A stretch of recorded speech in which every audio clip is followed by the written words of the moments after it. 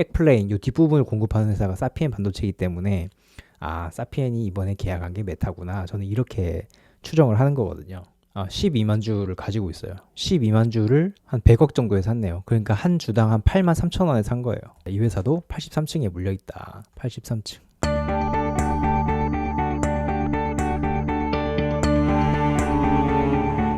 안녕하세요. 한 주간의 테크 이슈를 정리해드리는 안석현의 테크나들이 3월 셋째 주 시간 시작하겠습니다.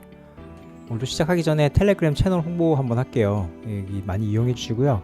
지금 이틀 동안 한 100여 분 정도 새로 들어오셔가지고 아주 핫합니다. 감사드립니다. 오늘 첫 소식은 동진세미캠이 스웨덴 법인을 눈물에 땡처리했다는 얘기인데요. 이게 어떻게 된 사연인지 한번 같이 알아보시겠습니다. 아마 계속 이 회사를 주목하셨던 분들은 기억하실 텐데 동진세미캠이 2020년에 스웨덴의 CNT 도전제 생산 법인을 설립을 했습니다. 이 CNT 도전제라고 하는 게 배터리의 음극재에 들어가는 거거든요. 이 얘를 넣어주면 좀 더 전기가 원활하게 잘 흐른다고 해요. 그래서 특히나 CNT가 아시겠지만 꿈의 소재이지 않습니까? 그래서 이거를 동진세미캠이 노스볼트에 공급을 하고 노스볼트가 폭스바겐, BMW, 볼보 등에 공급한다. 뭐 이런 비즈니스 모델이었는데 오로지 이 노스볼트 하나만 보고 이 동진세미캠은 스웨덴에 진출을 한 거였거든요. 당시에 동진세미캠하고 동남산업이라는 회사가 550만 달러씩 출자를 해서 현지 법인을 설립을 했습니다. 그런데 지난 11월에 이제 사달이 벌어졌죠. 노스볼트가 미국에서 일단 먼저 챕터 11, 그러니까 파산보호 신청을 먼저 했고요. 그리고 올해 3월, 그러니까 지난주죠. 지난주에 스웨덴에서 파산 신청을 했습니다. 그래가지고 사실상 거의 생산을 제대로 하지 못했어요. 장비를 설치를 하긴 했는데 1차 라인은 뭐 중국 라인 깔았다가 제대로 가동을 못하고 장비들 걷어내고 한국 장비들 뭐 일부 깔긴 했는데 그나마도 제대로 돌아가지는 못했습니다. 거의 양산 못한 걸로 알고 있어요.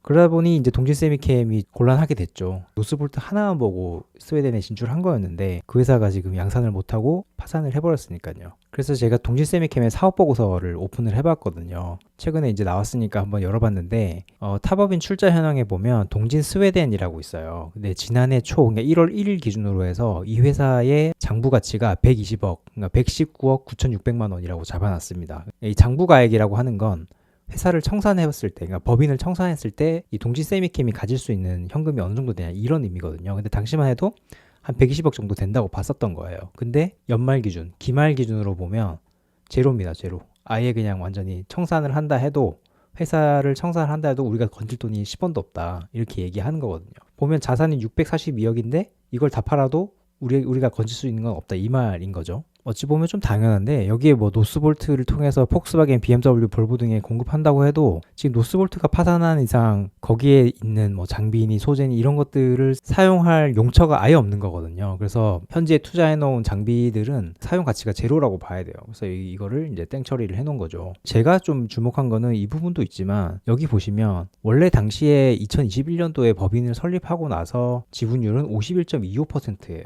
앞에서 설명드렸지만 여기에 동남산업이라는 회사랑 550만 달러씩 출자를 했다고 그랬잖아요. 그러니까 합작 형태로 들어갔기 때문에 지분율이 한 절반 정도 됐었습니다. 근데 작년 연말에 장부가액을 영원으로 만들 때 보면 지분율이 97.33%로 올라갔어요.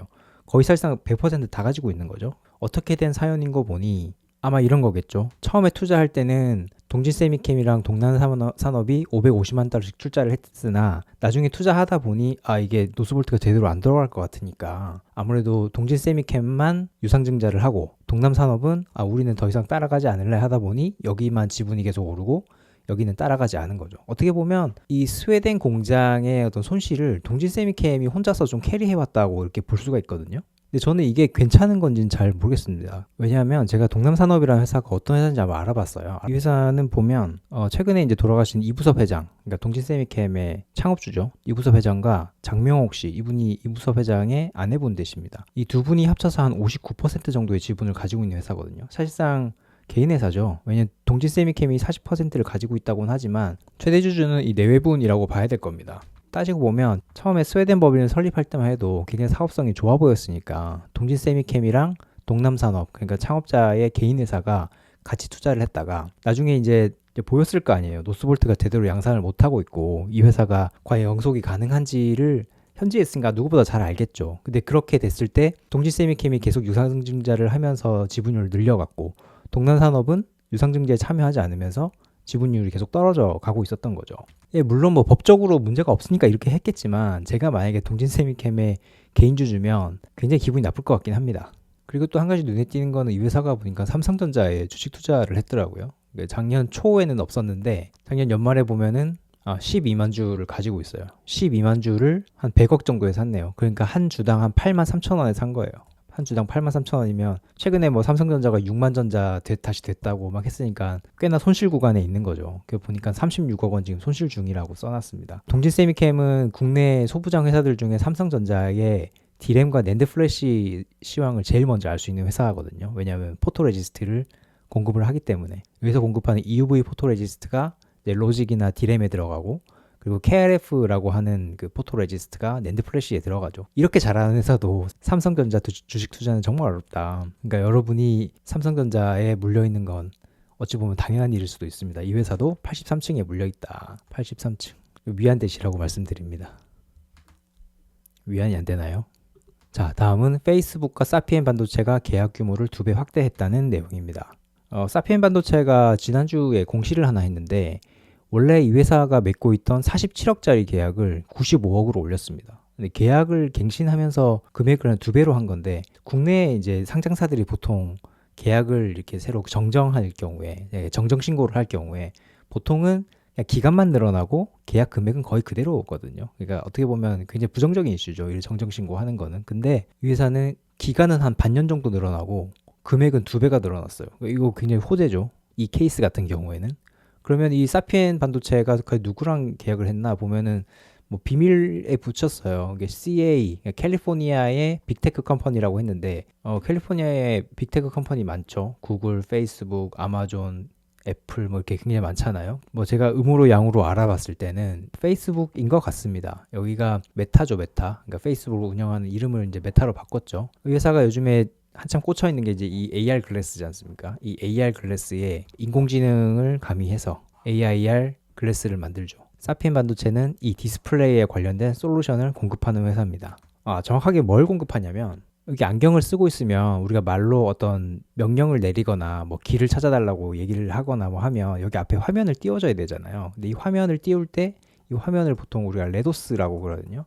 LED on 실리콘이라고 해서 실리콘 백플레인 위에 LED를 바로 올린 거예요. 근데 이거를 뜯어보면 구조는 이렇게 생겼습니다. 우리가 눈에 보이는 화면은 우리가 이게 우리 눈이라고 보면 우리 눈에 보이는 화면은 이렇게 생겼잖아요. 근데 실제로는 그 뒤에 이 프론트 플레인이라고 하는 게 있고 뒤에 백플레인이라고 하는 게 더 있습니다. 근데 이 중에서 사피엔 반도체가 하는 거는 이 백플레인 부분이에요. 그 백플레인이 뭘 하는 거냐면 우리가 화면을 구성할 때 이렇게 적록청색 이 서브 픽셀들이 있는데 이 각 서브 픽셀들을 껐다 켰다 하면서 화면을 구성하는 거거든요. 그 명령을 내리는 그러니까 스위치 역할을 하는 놈이 이 실리콘 백플레인이라고 하는 놈입니다. 어떻게 보면 이 오른쪽에 나와 있는 것처럼 이 카드 섹션하고 비슷한데 자 여기가 1,1, 2,1, 3,1 뭐 이렇게 되면 자 너는 켜, 너는 꺼, 너는 켜, 너는 꺼 뭐 이런 식으로 명령을 내리는 거거든요. 백플레인의 성능이 좋을수록 이 화면을 고화질로 구현할 수 있고 또 같은 화질로 구현하더라도 소비 전력을 절감할 수 있습니다. 특히 이 사피엔 반도체 같은 경우에는 이 12비트 정보를 저장할 수 있는 기술이 있대요. 그래서 이 호스트, 그러니까 중앙 처리 장치에서 각각의 픽셀에다가 한 번씩만 정해주면 12번의 정보를 저장한다는 거죠. 그러니까 왼쪽에 있는 놈은 너는 켜, 너는 꺼, 너는 켜, 너는 꺼 이거를 계속 한 번씩 다 계속 리프레시를 해줘야 되는데 이 사피엔 반도체의 기술은 12번의 정보를 한 번에 알려주는 거죠. 그래서 호스트 입장에서는 굉장히 편하죠. 각각의 학생들이 되게 똑똑한 애들만 있는 겁니다. 이 카드 섹션 할 때. 그래서 소비 전력을 30% 절감해준다. 이런 의미고요. 제가 사피엔 반도체의 거래 상대방이 메타라고 생각하는 거 사실 뭐 다른 게 있다기보다는 미국의 메타가 오라이언이라고 하는 AR 글래스를 지금 만들고 있잖아요. 근데 이 오라이언의 이 디스플레이 장치 전체를 공급하는 회사가 JBD라는 회사입니다. 이 중국 회사인데 레도스 반도체 이 오른쪽 위에 있는 이 형태의 디스플레이를 만들 수 있는 양산 개념으로 만들 수 있는 글로벌리 거의 유일한 회사예요. 근데 유일한 회사인데 이 회사의 백플레인 이 뒷부분을 공급하는 회사가 사피엔 반도체이기 때문에 사피엔이 이번에 계약한 게 메타구나. 저는 이렇게 추정을 하는 거거든요. 이게 이 회사가 만드는 디스플레이 장치입니다. 이게 0.4cc밖에 안 된다고 하는데 지금 이런 형태로 만들 수 있다고 발표하는 회사들 많습니다. 근데 양산 개념으로 만들 수 있는 회사는 이 회사밖에 없고 거기에 백플레인을 사피엔이 공급한다. 자, 다음은 소프트뱅크가 9.5조 원의 암페어라는 회사를 인수했다는 소식입니다. 이거 뉴스 보신 분들이 있을 텐데 소프트뱅크가 9.5조 원의 암페어라는 회사를 샀습니다. 근데 암페어가 어떤 회사냐면 인텔 임원 출신인 르네 제임스가 2017년에 설립한 회사거든요. 이제 ARM IP를 기반으로 CPU를 설계하는 회사입니다. 인텔 출신이니까 인텔이나 AMD가 사용하는 x86, 그러니까 시스크라고 하죠. 이 시스크 기반의 칩을 설계하지 않겠나라고 생각했지만 그건 아니고 ARM IP 기반으로, 그러니까 리스크 기반으로 저전력 설계를 전문으로 하는 회사라고 합니다. 제가 과거 기사를 좀 찾아봤더니 이미 2021년도에 소프트뱅크가 인수 제안을 한번 했었대요. 근데 당시에는 기업 가치를 80억 달러로 인수 제안을 했다는 거예요. 근데 이번에 이 9.5조 원이 달러로 환산하면 65억 달러입니다. 그러니까 4년 만에 기업 가치를 한 15억 달러 싸게 산 거죠.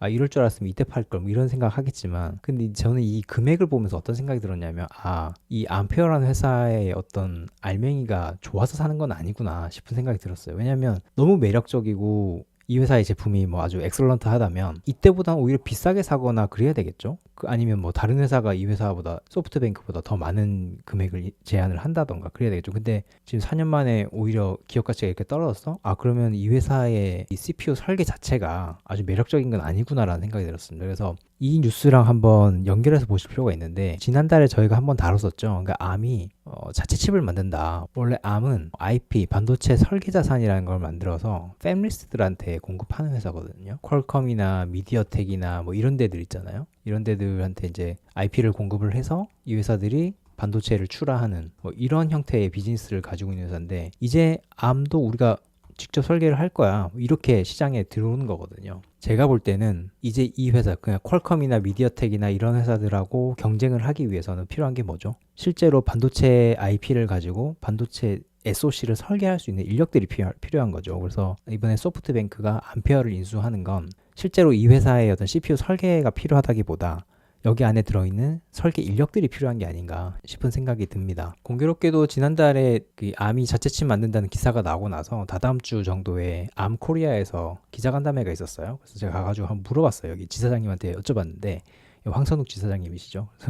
뭐 이런 글로벌에 지금 이런 얘기가 있는데, ARM이 자체칩을 만들어서 메타에 공급한다는 얘기가 있는데 진짜냐 물어봤더니, 뭐 외국 회사들 항상 비슷하지만 우리는 루머에 대응하지 않는다, 이렇게 얘기하시더라고요. 뭐 어쨌든 얘기는 안 해주셨습니다. 네. 그랬다는 거고, ARM이나 아니면 소프트뱅크의 종국적인 목표는 뭐냐? 그거는 지금 탈 엔비디아 진영의 안식처를 노리는 것 같아요. 지금 이게 AI 시장을 단적으로 표현해주는 그림인데, 오른쪽에 지금 AI 반도체를 한다는 애들 다 모아놔도 엔비디아 하나한테 지금 안 되는 거거든요. 물론 뭐 요즘에 브로드컴이 에이직을 해가지고 많이 판다더라, 마벨이 많이 판다더라, 미디어텍이 많이 판다더라 얘기는 있지만, 그래도 아직은 엔비디아다. 웬만하면 뭐 다 이거 살려고 하잖아요. 그러다 보니 가격이 많이 오르고, 심지어 웃돈을 줘도 우리가 구할 수 있는 양은 우리가 원하는 거에 뭐 10분의 1도 안 되고 뭐 그런 식이잖아요. 그래서 지금 많은 빅테크들이 우리 탈 엔비디아 할 거야, 우리 이제 딴 거 사고 싶다, 그래서 찾아가는 회사들이 지금 요런 회사들인데,